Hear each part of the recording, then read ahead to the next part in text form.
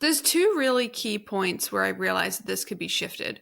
And I realized that SOP systems are very similar. We need to bring them into the light. And especially if you're somebody who has ADHD, we need to work on them together. And one of the things that, the other thing is that when I'm working with creatives and entrepreneurs and who, struggle with ADHD symptoms, is a lot of times it's more of a visual format that's going to work. Large giant blocks of text being one of them. And so I realized that, well, when I have had problems in the past, I'll often draw a flow chart.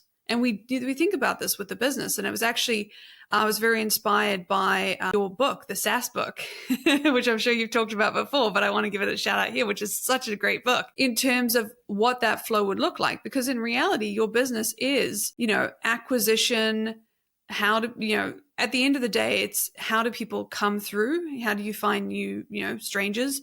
How do you warm them up? How do you sell to them? How do you retain them if you can? How do you expand on, those customers if you can?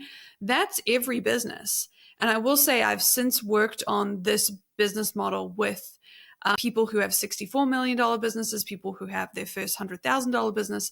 And it's always amazing the people who have the multi-million dollar businesses who are like, oh, we are not doing acquisition. We're relying on referrals. Like this bit is completely missing. So the first thing to do is just to create a flow chart of, the high level, what does it look like to get clients? And then they come through here and they do this and they do that. And you've got that flow chart as you go down so that everybody can at least see, and everyone can see this very quickly in a meeting. I love this topic, but everyone can see it, oh, this is how our business works. This is how we make money. Because surprisingly often people don't know that.